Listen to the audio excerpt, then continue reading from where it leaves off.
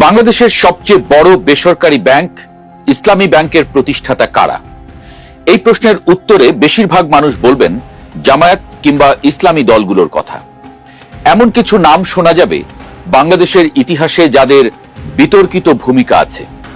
এগুলো বলার মাধ্যমে কিছু সত্য লুকিয়ে রাখা হয়, অবৈধ দখলদারিত্বকে বৈধ করার চেষ্টা করা হয়।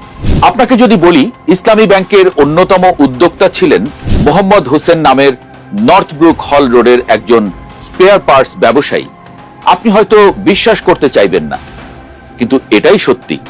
সেই আমলে 5 লাখ টাকা বিনিয়োগ করে ইসলামী ব্যাংকের উদ্যোক্তা হয়েছিলেন মোহাম্মদ হোসেন সহ 16 জন ব্যক্তি। আমরা আজকে আপনাদের সামনে লুকিয়ে রাখা এক ইতিহাস তুলে ধরব। তবে তার আগে ইসলামী ব্যাংকের উদ্যোক্তাদের নামগুলো একটু পড়ে শোনাই। 1, মোহাম্মদ আব্দুর রাজ্জাক লস্কর। তিনি ছিলেন ইসলামী ব্যাংক প্রকল্পের আহ্বায়ক বা কনভেনর, পরে এই ব্যাংকের প্রতিষ্ঠাতা চেয়ারম্যান হন। মফিজুর রহমান ছিলেন ইসলামী ব্যাংক প্রকল্পের প্রকল্প পরিচালক, পরে ব্যাংকের ভাইস চেয়ারম্যান হন। উদ্যোক্তাদের মধ্যে ছিলেন ব্যারিস্টার তবিজুল হক, আলহাজ মোহাম্মদ ইউনুস, মোহাম্মদ শফিউদ্দিন দেওয়ান, মোহাম্মদ বশির উদ্দিন, মোহাম্মদ হোসেন, নাসির উদ্দিন আহমেদ, মোশাররফ হোসেন, মোহাম্মদ মালেক মিনার, জাকিউদ্দিন আহমেদ, অধ্যাপক Abdullah, engineer Mostafa Anwar, M A Rashid Chowdhury, Sirajuddaulah, Nuruzzaman. Bank প্রতিষ্ঠার পরে আরো বিভিন্ন ব্যক্তি ও প্রতিষ্ঠান ব্যাংকের শেয়ার কেনেন। এদের মধ্যে আছে বায়তুস শরফ ফাউন্ডেশন। এই প্রতিষ্ঠানের প্রতিনিধি হিসেবে বায়তুস শরফ দরবার শরীফের পীর সাহেব মৌলানা আব্দুল জব্বার ব্যাংকে প্রতিনিধিত্ব করেন।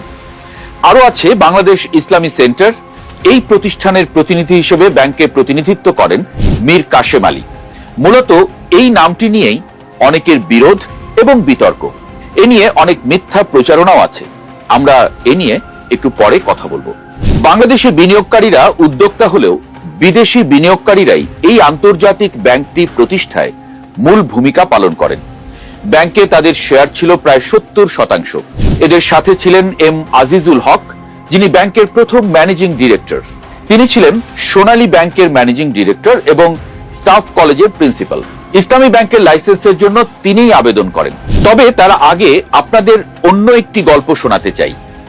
গল্পের মতো হলেও এটি আসলে ইসলামী ব্যাংকের অজানা ইতিহাস। বাংলাদেশের মুক্তিযুদ্ধের মহান নায়ক বীর উত্তম জিয়াউর রহমান 1977 সালে রাষ্ট্রপতি হলে ওআইসি ভুক্ত মুসলিম দেশগুলোর সাথে বাংলাদেশের সম্পর্ক বৃদ্ধি পায়। 1978 সালে ওআইসি পররাষ্ট্রমন্ত্রীদের সম্মেলনে যোগ দেন পররাষ্ট্রমন্ত্রী শামসুল হক। রাষ্ট্রপতি জিয়ার সম্মেলনে শুভেচ্ছা বার্তা পাঠান। জিয়া তার বার্তায় ঢাকায় আন্তর্জাতিক ইসলামী বিশ্ববিদ্যালয় প্রতিষ্ঠার প্রস্তাব দেন। আন্তর্জাতিক মহল তার এই প্রস্তাবে সাড়া দিয়ে ঢাকায় ইন্টারন্যাশনাল ইসলামী বিশ্ববিদ্যালয় প্রতিষ্ঠা করে। সম্মেলনে বাংলাদেশের পররাষ্ট্রমন্ত্রী ড্রাফটিং কমিটির চেয়ারম্যান নির্বাচিত হন।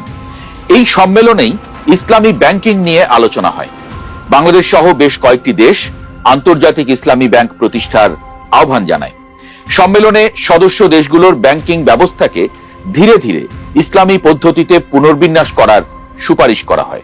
আন্তর্জাতিক মহলে ইতিবাচক সাড়া পাওয়ার পর রাষ্ট্রপতি জিয়াউর রহমান বাংলাদেশে ইসলামী ব্যাংকিং চালু করার উদ্যোগ নেন। 1979 সালে সোনালী ব্যাংক স্টাফ কলেজের অধ্যক্ষ এম আজিজুল হকের সভাপতিত্বে গঠিত হয় Bangladesh association of Islamic bankers বা বিবা। 1980 সালে বাংলাদেশ ব্যাংক আনুষ্ঠানিকভাবে বাংলাদেশে ইসলামী ব্যাংকিং কার্যক্রম শুরুর নির্দেশনা দেয়।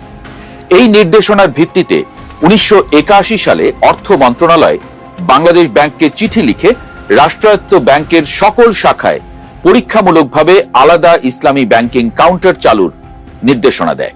ব্যাংক প্রতিষ্ঠায় গুরুত্বপূর্ণ ভূমিকা রাখেন সৌদি আরবের তৎকালীন রাষ্ট্রদূত ফুয়াদ আব্দুল হামিদ আল খতিব। তিনি আন্তর্জাতিক বিনিয়োগকারীদের এই ব্যাংকে বিনিয়োগের আহ্বান জানান। 1982 সালের নভেম্বরে ইসলামিক ডেভেলপমেন্ট ব্যাংক আইডিবির একটি প্রতিনিধি দল বাংলাদেশ সফর করে। তারা বাংলাদেশের উদ্যোগে সন্তুষ্ট হয় এবং বিনিয়োগের আগ্রহ প্রকাশ করে।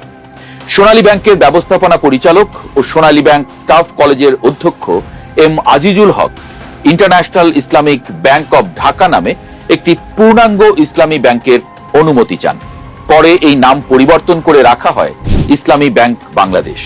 13 মার্চ কোম্পানি আইন অনুযায়ী ব্যাংকটি নিবন্ধিত হয়। 28 মার্চ লাইসেন্স পায়। 30 মার্চ ঢাকার দিলকুশায় প্রথম শাখা চালু হওয়ার মাধ্যমে আনুষ্ঠানিক ব্যাংকিং কার্যক্রম শুরু হয়। ব্যাংকের বাংলাদেশি বিনিয়োগকারীদের নাম তো আপনাদেরকে আগেই জানিয়েছি।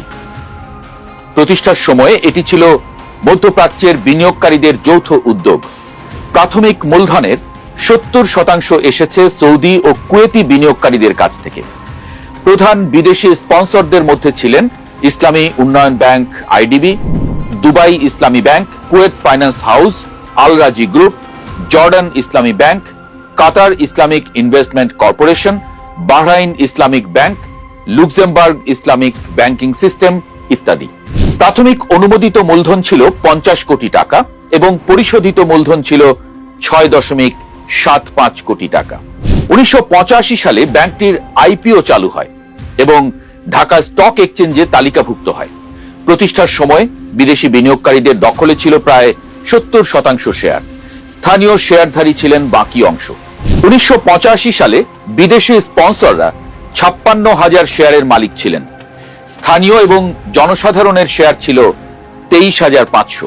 পরবর্তীতে আইপিও, রাইট শেয়ার ইস্যু এবং স্পন্সর শেয়ারের মাধ্যমে স্থানীয় মালিকানা বৃদ্ধি পায়। ব্যাংকের অন্যতম উদ্যোক্তা ছিল বাংলাদেশ ইসলামিক সেন্টার। 1991 সালে এর প্রতিনিধিত্ব করেন মীর কাশেম আলী। ওই বছর তিনি ব্যাংকের 17টি শেয়ার কিনে নেন। কিন্তু আপনি দেখবেন অনেকেই বলে মীর কাশেম আলী ইসলামী ব্যাংকের প্রতিষ্ঠাতা। একটু উইকিপিডিয়ায় তাকালে দেখা যায় সেখানে বলা হয়েছে মীর কাশেম আলী ইসলামী ব্যাংকের প্রতিষ্ঠাতা ভাইস চেয়ারম্যান এবং পরিচালক ছিলেন। তাদের তথ্যসূত্র হিসেবে প্রথম আলো এবং বিডি নিউজের দুটি সংবাদের লিংক দেওয়া হয়েছে। এই দুটি সংবাদে আবার তথ্যের কোনো সূত্র নেই।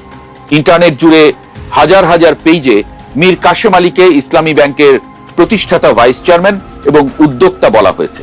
এসব সংবাদের ভিত্তি আবার প্রথম আলো এবং বিডি নিউজের ওই দুটি সংবাদ, অথচ ব্যাংকের প্রকাশিত নথিতে কিন্তু তার কোনো নাম নেই। 1991 সাল থেকে ইসলামী ব্যাংকে মীর কাশেম আলী এবং জামায়াত সংশ্লিষ্ট প্রতিষ্ঠানগুলোর শেয়ারের পরিমাণ বাড়তে থাকে। শেয়ারের মালিকানা পরিবর্তনের এই ধারাবাহিকতা বজায় থাকে আওয়ামী লীগ আমলেও। তবে আওয়ামী লীগ আমলে জামায়াতের জায়গা নেয় আওয়ামী লীগ।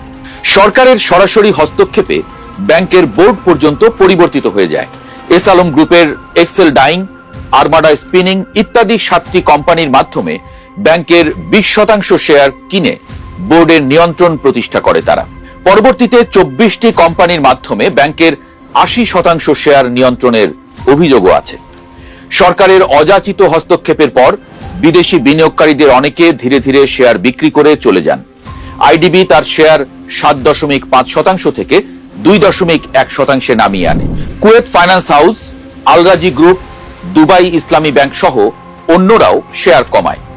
2017 সালে বিদেশি শেয়ার ছিল 52%, তা 2023 সালে 13% নেমে আসে।